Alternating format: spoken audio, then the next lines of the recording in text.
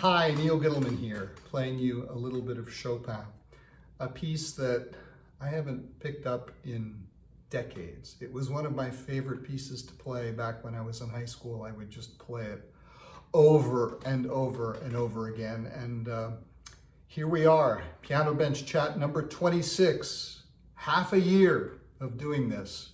Thanks for sticking with it.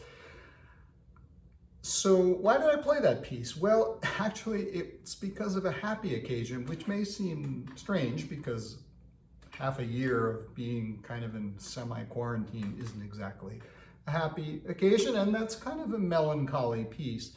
But the happy occasion was actually yesterday when I spent almost an hour on Zoom talking with one of my favorite musicians and favorite soloists, the great Canadian pianist Janina Filkowska.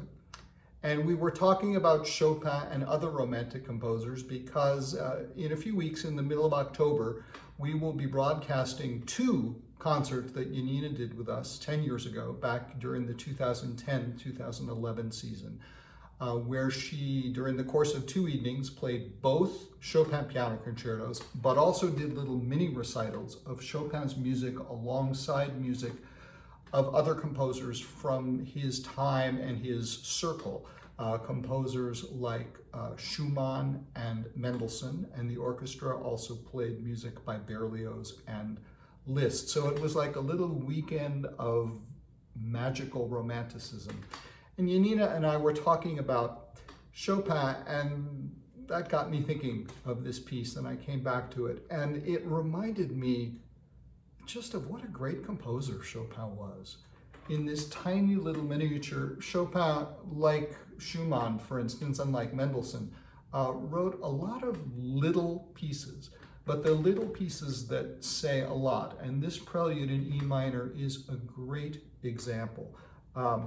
There's not much that happens in it, it would seem. It's not a technically difficult piece of piano music, though my piano technique makes it seem difficult. But it has real challenges to it. You have this long melody. And the thing about the piano, of course, is that as soon as you strike a note, it decays. So the trick is, how do you keep that melody? How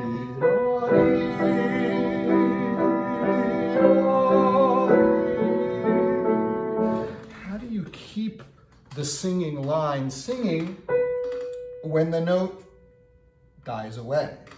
And he says piano, he wants it to be soft, so you can't, if you play it softly,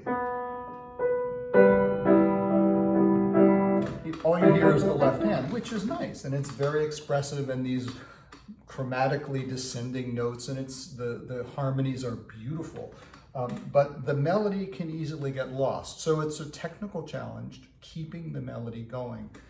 But the more I played this piece, the more I think just what an amazing piece it is. And in a way, it encapsulates a lot of what the Romantic era is about.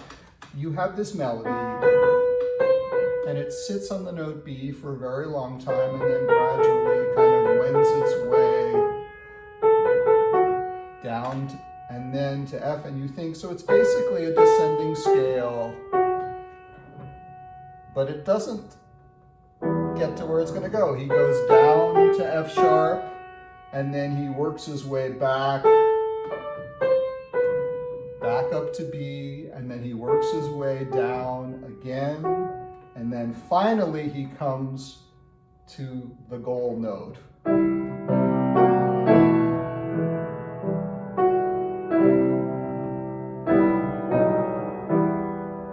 So it's, or from the first note, and again,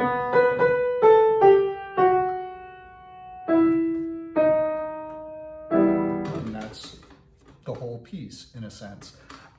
Delaying the arrival on the note E until you get to the very end. And he even kind of delays it in the left hand. A lesser composer would have started with the left hand already on the note E.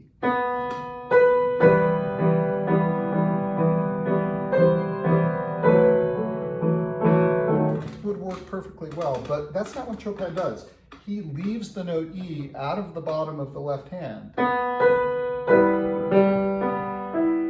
So the third of the chord is there. And again, so he delays the arrival on the note E. In this case, really till the very, very end when you hear the final three chords.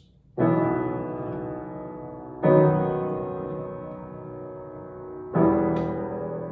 there it is. So the whole piece is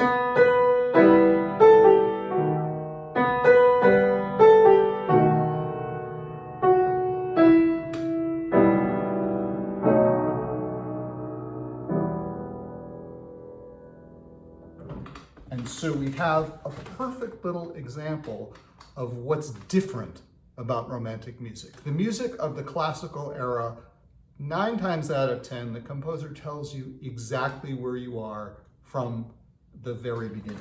Mozart does.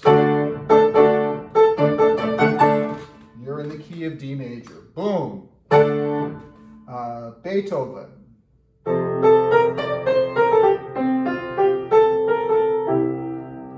Of F major, even in the Fifth Symphony. He's a little oblique, but it's basically. So you always know where you are. But in the Romantic era, it's often a journey from somewhere and then you arrive at where you are. A very different aesthetic. During these 26 weeks, we've been kind of on a journey too. A journey of hearing a lot of music and an emotional journey as we go through the pandemic era. I hope that these piano bench chats are helping to keep your spirits up, but mostly, of course, I hope our DPAA streams are doing that. Our summer streams, many of which are still available for free. Our autumn streams are coming online this very week with the very first of our autumn streams, our celebration from Carillon Historical Park. And then there will be 5 more autumn streams coming online later on in the fall, and holiday streams. And as I've said before, fingers crossed, we are aiming to do our first modified live performance on New Year's Eve. And if conditions allow us to do that safely for the performers and safely for the audience, we will do that. We will also make our performances available for at-home viewing for those who aren't quite ready to venture out yet.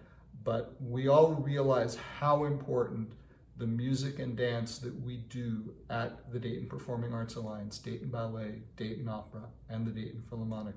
We know how important it is to you and how important it is to keeping up your spirits and keeping up our spirits too. We do it for you, but we also do it for ourselves. So we are hard at work. In less than 2 weeks, we will be going into the Schuster Center to start recording that new material. It's very exciting. There'll be some great music and some great dance for you to see. So stick with us. We'll keep getting stuff out to you.